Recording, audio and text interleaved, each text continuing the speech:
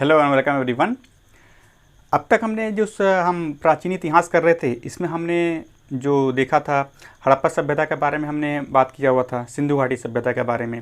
मैंने पिछले वीडियो में अगर मैं बात करूं तो हमने वहाँ बात किया हुआ था कि जो हड़प्पा सभ्यता है उसे सिंधु घाटी सभ्यता, सिंधु सरस्वती सभ्यता या हड़प्पा संस्कृति के नाम से जानते हैं।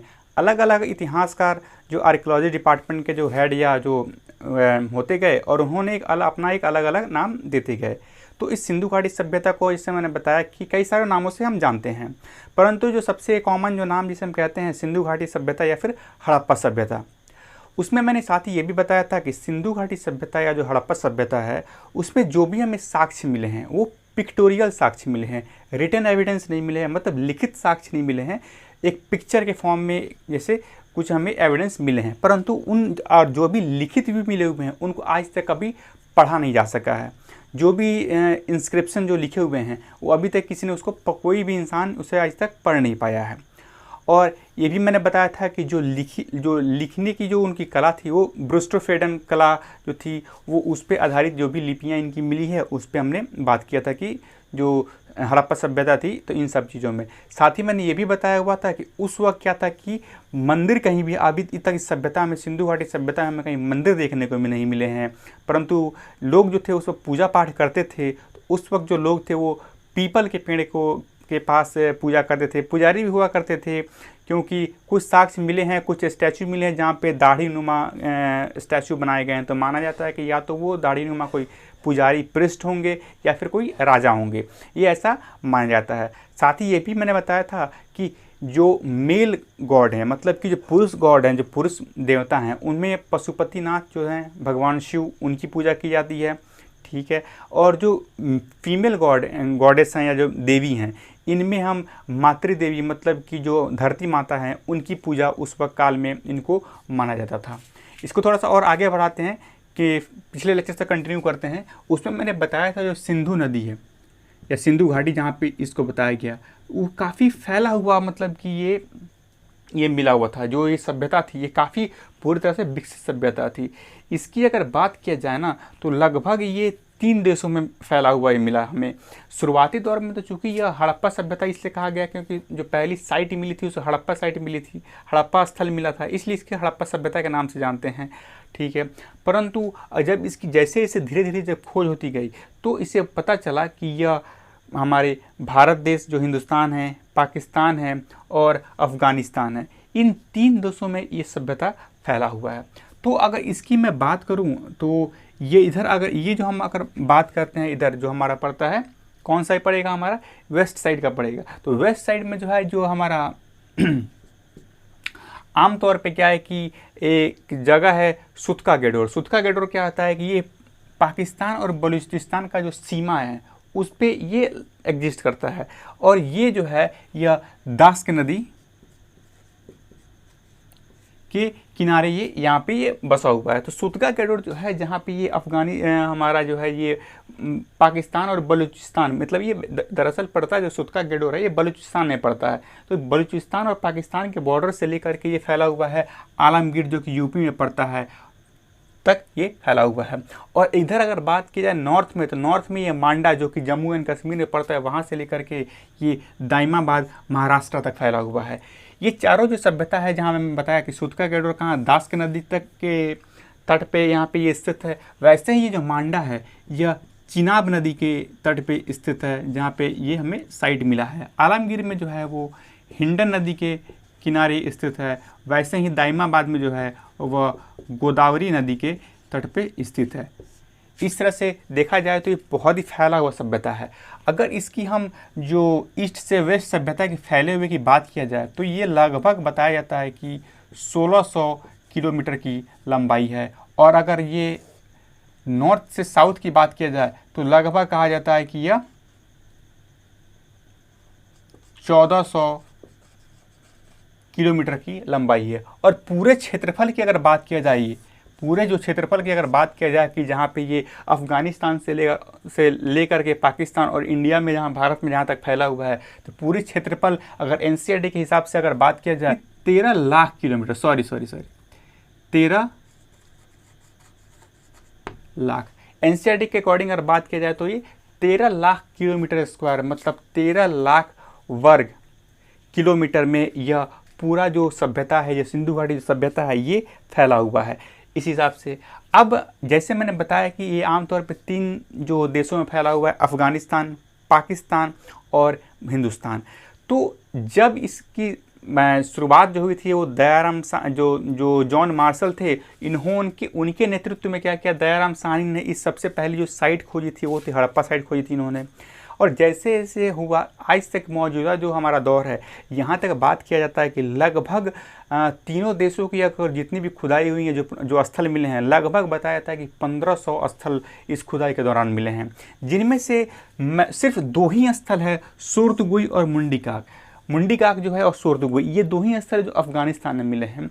लगभग पाकिस्तान की अगर बात किया जाए तो 550 से 600 के स्थल जो है वो पाकिस्तान में देखने को मिले हैं, और 900 के आसपास जो हड़प्पा साइट है, जो स्थल हैं, वह हमें भारत में अब तक देखने को मिले हैं। तो एक एक करके इनमें जो प्रमुख जो स्थल हैं, जिनसे आमतौर पर परीक्षा में जो प्रश्न पूछे जाते हैं, एग्जाम्स में जो क्वेश्चंस पूछे जाते हैं, उनको हम करेंगे, क्योंकि 1500 साइट को करना वो संभव नहीं हो पाएगा वीडियो लेक्चर में, काफ़ी लंबा वीडियो बन जाएगा, फिर आप भी बोर हो जाइएगा।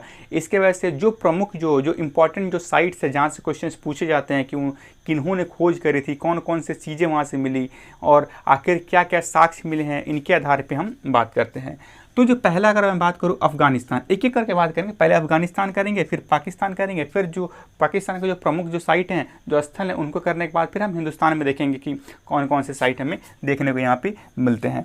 अफ़गानिस्तान में क्या है कि 2 जगह मिले हैं, सूरतगुई और मुंडीगाक। सूरतगुई जो है ना, ये इकलौता ऐसा साइट या स्थल मिला है, ऐसा माना गया कि यहाँ पे नदियाँ जो हैं यहाँ इस काल में यहाँ पे बहा करती थी, और जो नहरें थीं वो यहाँ पे बनाई गई थी। नदियाँ क्या है, प्रकृति की देन है, जो नदियाँ हैं वो प्रकृति की देन है, पर नदियों से सिंचाई के लिए नहरों का निर्माण जो किया जाता है, उन नहरों के साथ जो है इस सूरतगुई से मिले हुए हैं। अगर मैं बात करूं अब नेक्स्ट जो है हम पाकिस्तान की बात करते हैं, क्योंकि यहाँ पे अफगानिस्तान में आमतौर पर क्वेश्चन यही पूछ दिए जाते हैं कि अफगानिस्तान के कौन से 2 साइट हैं जो आपको मिले हैं हड़प्पा सभ्यता से संबंधित, तो सूरतगुई और मुंडीकाक। सूरतगुई की सबसे बड़ी विशेषता क्या है कि यहाँ पे नहरों के प्रमाण मिले हैं, नदियों से जो नहरों की जो सिंचाई करने के जो नहर बनाए जाते हैं, इनके प्रमाण सूरतगुई से हमें यहाँ पे मिले हैं। पाकिस्तान की जो सबसे पहली साइट है, जो सबसे ज़्यादा मतलब कि अगर चर्चे में रहा था, जिसके वजह से इसका नाम भी दिया गया, वो है हड़प्पा जो साइट है, हड़प्पा जो स्थल है, ये हमें पाकिस्तान में मिलता है। दरअसल हुआ क्या कि जब हिंदुस्तान और पाकिस्तान का जब बंटवारा हुआ, तो पंजाब के उसमें 2 हिस्से बन गए, एक बना हमारा वेस्टर्न पंजाब और एक बना ईस्टर्न पंजाब। जो पश्चिमी पंजाब है, वेस्टर्न पंजाब है, वो पाकिस्तान का हिस्सा रह गया, और जो पूर्वी पंजाब है, जो ईस्टर्न जो पंजाब है, वो हमारा हिंदुस्तान का हिस्सा रह गया। तो अगर मैं बात करूं तो क्योंकि जो पाकिस्तान में जो पंजाब है उसे पंजाबी कहते हैं, और भारत में भी जो है वो भी पंजाबी हैं, तो यहाँ पर थोड़ा कन्फ्यूज होना नहीं है। तो जो ये हड़प्पा सभ्यता है, ये हमें सिंधु जो नदी है उसके किनारे हमें इस सभ्यता को देखने को, ये हड़प्पा सभ्यता वहाँ पे हमें ये मिला था, क्योंकि ये पंजाब जो हमारा पाकिस्तान में जो पंजाब है ना, वहाँ पे एक साहिवाल डिस्ट्रिक्ट है। साहिवाल डिस्ट्रिक्ट में, साहिवाल जो ज़िला है, वहाँ पे ये हड़प्पा सभ्यता हमें की खोज हुई थी, जो कि रावी नदी के तट पे स्थित है। अब यहाँ पे देखिए, थोड़ा सा कन्फ्यूज होना नहीं है, हड़प्पा सभ्यता रावी नदी के तट पे स्थित है। तो आमतौर पे होता क्या है कि जब MCQ जब कभी भी किसी प्रश्न में दिए जाते हैं, तो वहाँ पे रावी नदी भी ऑप्शन में होता है और सिंधु नदी भी होता है, इंडस रिवर भी होता है। तो आमतौर पर हम सिंधु घाटी सभ्यता पढ़ते हैं और पहली साइट हमारी हड़प्पा खोजी हुई है, तो हम थोड़ा सा कन्फ्यूज हो जाते हैं कि शायद हड़प्पा सभ्यता जो है वो सिंधु नदी किनारे हैं, बल ऐसा नहीं है। यह हड़प्पा जो सभ्यता है, हड़प्पा जो साइट है, यह जो हड़प्पा जो स्थल जो किसी खुदाई की गई, जो खोजा गया है, यह रावी नदी के तट पे स्थित है। इसके जो खोज करता है, इनको जॉन मार्शल जो हैं, जो 1921 में जो इंडियन आर्कियोलॉजी डिपार्टमेंट है, भारतीय पुरातात्विक विभाग, इसके ये चेयरमैन थे। उनके नेतृत्व में दयाराम साहनी ने जो इस हड़प्पा साइट को पहली बार खोजा था। ये जो सब साइट खोजी, जब खोजा गया, हड़प्पा जब साइट खोजी गई, तो उस पर क्या था कि जो सबसे बड़ा जो मकान जो देखने को यहाँ पे मिला, जो मानव द्वारा निर्मित जो बिल्डिंग देखने को मिली, वो था 12 कमरों का कब्रिस्तान।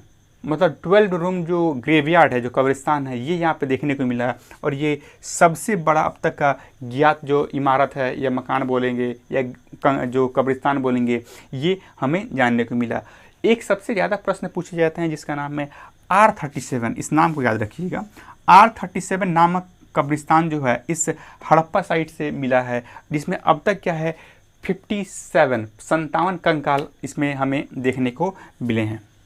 साथ ही इसमें क्या है कि 12 जो है ब्रॉन्ज के मिरर मिले हैं, मतलब कांच से के जो शीशे होते हैं वो 12 इस हड़प्पा के साइट से खुदाई के दौरान मिले हैं। साथ ही यहाँ पे स्वास्तिक का चिन्ह मिला है। स्वास्तिक का चिन्ह आपको पता होगा इस तरह से होता है, हिंदू धर्म में इसकी काफ़ी मान्यता होती है।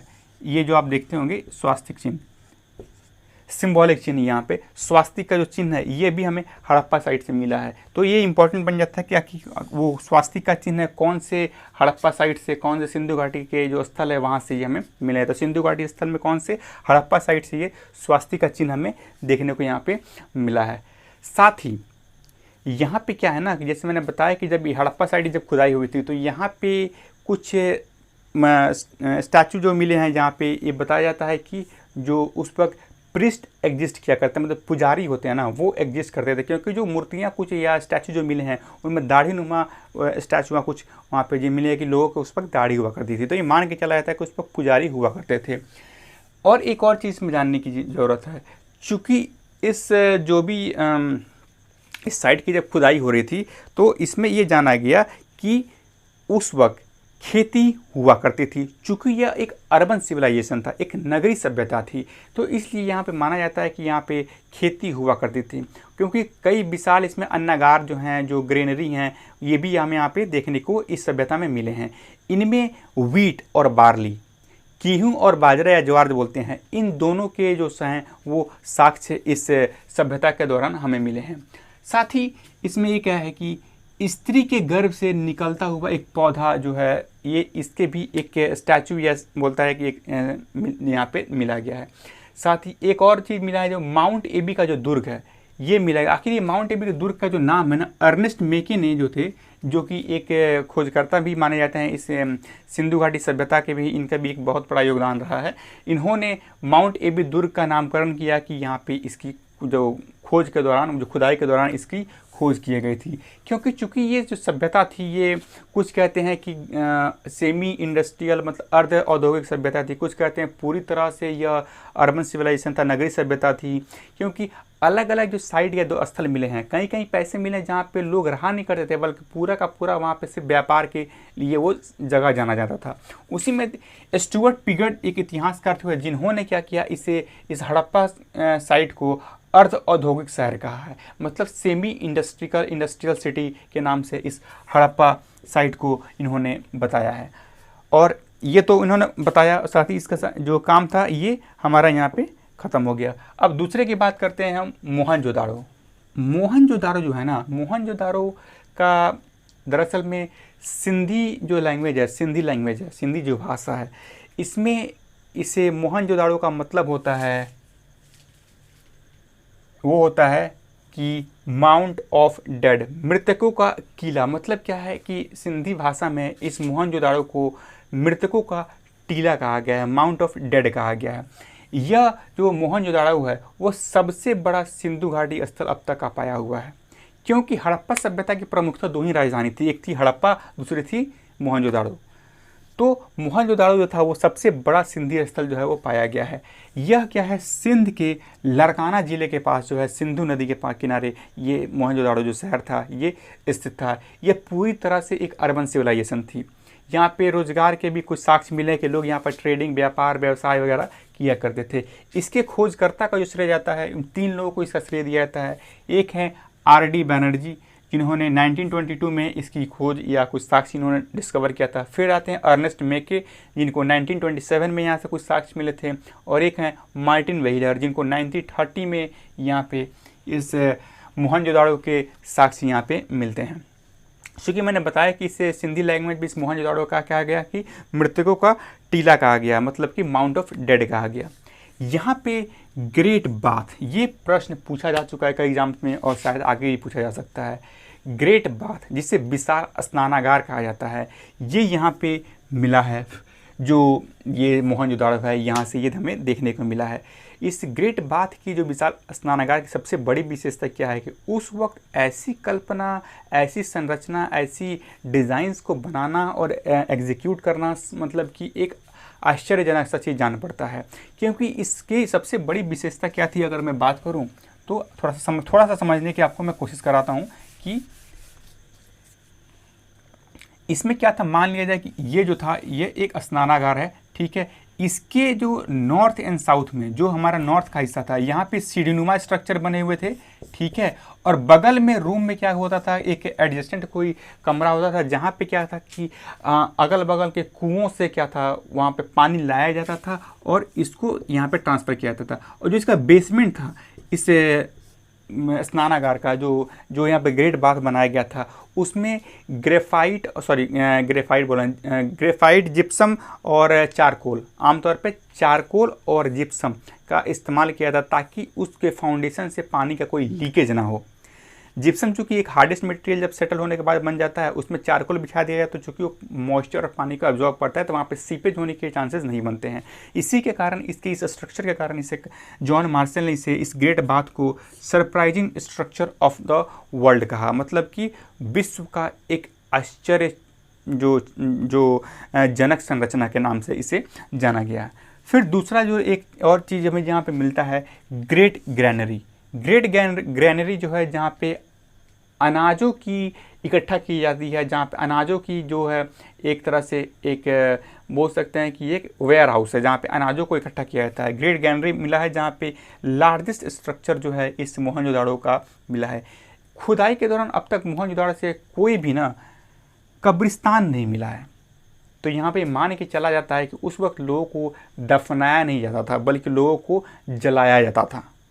उसमें अब तक क्या है 42 कंकाल अब तक हमें यहाँ पे मिले हैं। साथ ही यहाँ पे खुदाई के दौरान कांस्य की नर्तकी की प्रतिमा यहाँ पे हमें देखने को मिली। और जो कांस्य की नर्तकी की जो प्रतिमा थी वो सबसे बड़ी बात क्या थी कि जो जिस संरचना, जिस मेथड, जिस टेक्निक से बनाया गया था वो लॉस्ट वैक्स मेथड जो है उसके तकनीक का इस्तेमाल करके इसकी बनाया गया था। साथ ही कुछ और भी भाई यहाँ पे 2 मेसोपोटामियम सील मिले हैं। मेसोपोटामिया जो है इराक मौजूदा उसको इराक बोलते हैं, वहाँ पे जो सील मिले हैं 2 प्रमुखतः मेसोपोटामियम सील मिले हैं, जहाँ से ये माना जाता है कि जो सील मिले हैं इसका ये माना जाता है कि मेसोपोटामिया से जो मोहनजोदड़ो में था वहाँ से व्यापार वगैरह वहाँ पे होता था। तो ये यहाँ पे एक साक्ष्य जो है वो माना मिला है। यहाँ पे शिव के जो है ना उनके प्रारंभिक रूप की जो है मुहर मिली है। पशुपति जो नाथ के जो सील जो हैं जो मुहर हैं उनके प्रारंभिक शिव के जो हैं वो मुहर मिली हैं। यहाँ पे सबसे सर्वाधिक जो है पत्थर की मूर्तियाँ जो हैं इस पूरे अगर सिंधु घाटी सभ्यता की अगर मैं बात करूँ, पूरे सिंधु घाटी सभ्यता में जो सर्वाधिक पत्थर की जो मूर्तियाँ मिली हैं वो इस मोहनजोदड़ो से मिली हैं। साथ ही यहाँ पे कॉटन, सूती के भी साक्ष्य मिलते हैं, मतलब कि यहाँ पे सूती का जो था उत्पादन या व्यापार या ट्रेड हुआ करता था, ये यहाँ पे देखने को हमें मिला है।